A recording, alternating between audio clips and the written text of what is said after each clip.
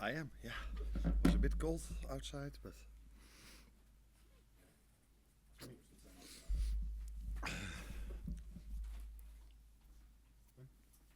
Arne, last night Jude Bellingham said you're the best performing team in Europe. So where do you rank your side when it comes to the best in Europe at the moment? yeah, if he talks about results in the Champions League, so if you are number one in the Champions League in the league table, then it's true that when it comes to results, we have been in the last 5 games the best performing team. But I said it yesterday night already. The best team in Europe is still Real Madrid because they won the Champions League last season, and the one that's going to win it this season can say they are it. They are the one that's done. But at this moment of time, it's only 5 games in for us. We did touch on it last night as well. Obviously, the injuries to Connor and Ibrahima. Is there any update as to where they're at with regards to those injuries? Well, they're still being assessed, so it's difficult to see where they are. I know where they are, but where they are in terms of the injury. So let's wait and see. But it's never a good sign if players. Connor, I had to take him off, and Ibo didn't walk off the pitch as he should after such a fantastic game that he played. He should have made a round and clapped to the fans, but unfortunately he couldn't. So that's not a good sign. Obviously, you're 8 points clear at the minute. Manchester City appear vulnerable given the run of form that they're on. You could go 11 points clear. At the same time, obviously, the gap could narrow to 5 points. So, how significant, how defining a moment could this potentially be in the title race for you? I think in general, if you play one of your competitors, it's always an important moment that has not so much to do with the amount of points they have or we have. These teams have always been in the last few years very close to each other, so those games are always very important. Just like the ones against Arsenal, just like the ones against Chelsea. But those ones are only important if you win against all the other teams. So that makes it that almost every game is very important to win for them, but also for us. Just to check, Arne, then, with Konate and Conor Bradley, are you ruling them out of this game, or do you think they've got a chance? No, I just said they're still being assessed, and it's so close after the game yesterday night, and I just came off the training pitch, so I can't tell you exactly where they are. So yeah, we have to wait and see where they are this weekend and after that. Would Trent be fit enough to start, do you think? Yes, he would. Yeah. In terms of City as well, obviously Vinny mentioned about the run of form that they're on. Do you think that makes your job easier or harder for this particular fixture? No, I don't think anyone in the last 8 or 9 years, or maybe even longer, would have said that City at home or away.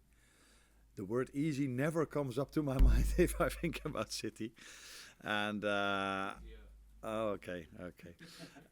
Still, they're easy inside, easier. So no, not at all. And I know everybody's looking at their results, and I've seen them as well. But if you face them, and that's what we do, you analyze it, and then I've seen. So, for example, against Brighton, they were 1-0 up, could have scored 2 or 3-0, didn't, and then got beaten 2-1 against Tottenham. They could have been after 20 minutes 2 or 3 goals up, weren't.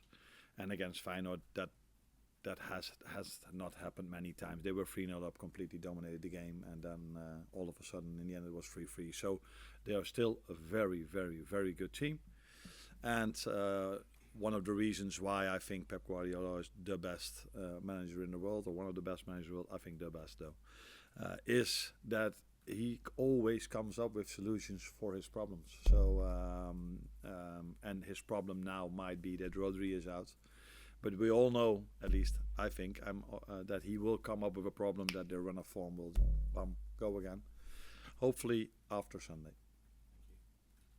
Hi, Arne. It looked last night like the players were pretty pumped by the atmosphere in the first half, and that came along with 3 yellow cards. And there was a moment actually where Curtis Jones signalled to his teammates to maybe keep their heads.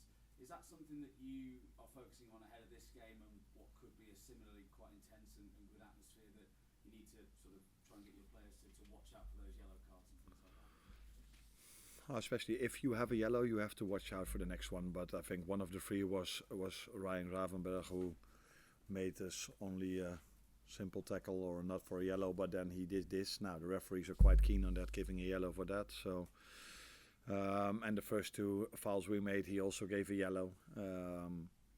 I think these games you have to be on top of your game in every aspect, so you have to play fair and good duels, and sometimes that can lead to a yellow card, but then if you have received one, you have to be smart, and that's what I saw with Ryan, that's what I saw with Darwin as well, because the one Darwin conceded was also in the set piece, and they were just struggling a bit, and the referee found it necessary to give yellow cards. So we have to be on top of our game. We have to be aggressive, but always in a good way. But maybe Curtis meant, I don't know, we have to ask him, is not only without the ball, but also with the ball, be a bit more calm and use your head a bit more. Because that's what we did the second half even better than the first half, which led to 2 goals. I know we've spoken about injuries, and in previous games, I know it's been brought up with you about injuries of the opposition and players that they might be missing. Do you feel that your injuries have been a bit underplayed so far this season, given that you seem to have overcome them very well? I think in general people only talk about injuries if the results are not there. So it's a good thing that nobody talked about our injuries. That means that we got our results in. But the moment you start to lose, it's about kick-off time on a Saturday afternoon, or it's about injuries, or we always come up with certain ideas why, especially in the media, why we didn't win. But 9 out of 10 times it's about the quality of the players from the other team or their game plan.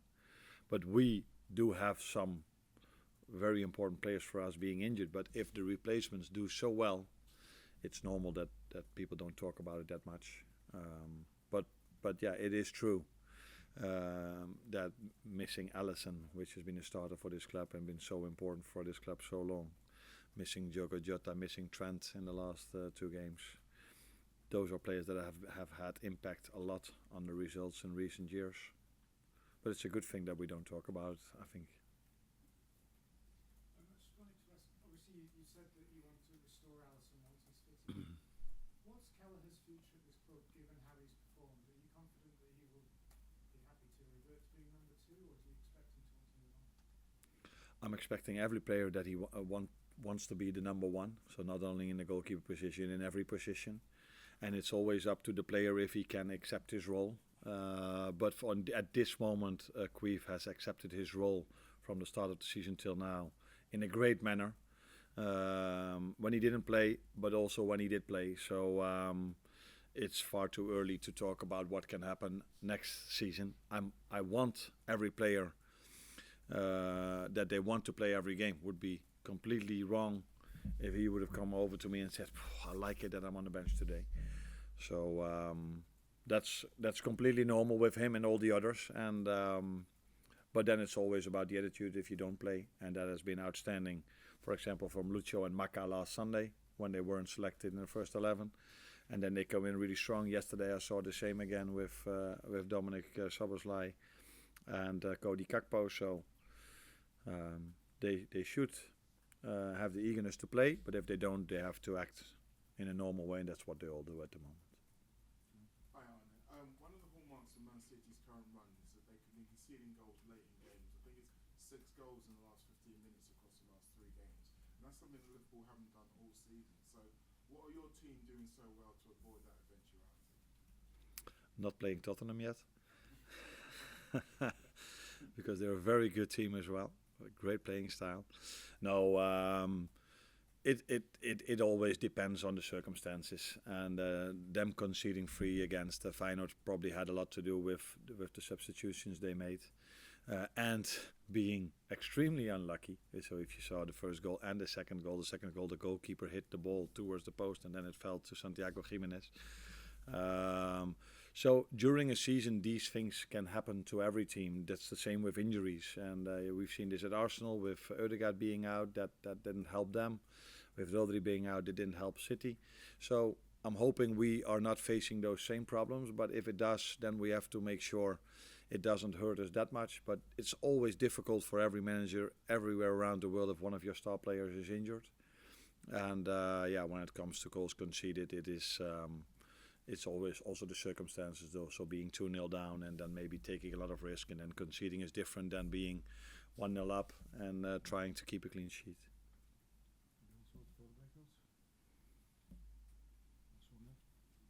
Arne, Man City have been struggling in recent weeks under leaking goals. Do you expect to change the Guardiola system to combat the loss of defensive players like Rodri? That's what I just said. I wouldn't be surprised if he comes up with another brilliant idea. So I think he was the one who started playing the inverted winger, fullback. Then he was the one that started to play the centre back as a number 6. So I don't think it's a surprise for anyone if he again comes up with something no one has ever thought about before, to make his team even stronger. And that's probably one of the reasons why he inspired so many managers around the world with all these. When he came up with it, we all thought it was crazy. Then he did it, and then we all thought, okay, let's try to do the same because it's a brilliant idea. So I wouldn't be surprised if he comes up with something new again. But yeah, let's wait and see, because many things have been done in football now. But yeah, he is. If there's anyone in this managerial world that can come up with something new, it's definitely him.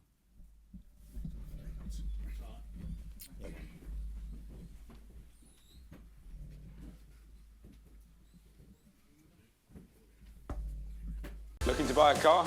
Click the link below.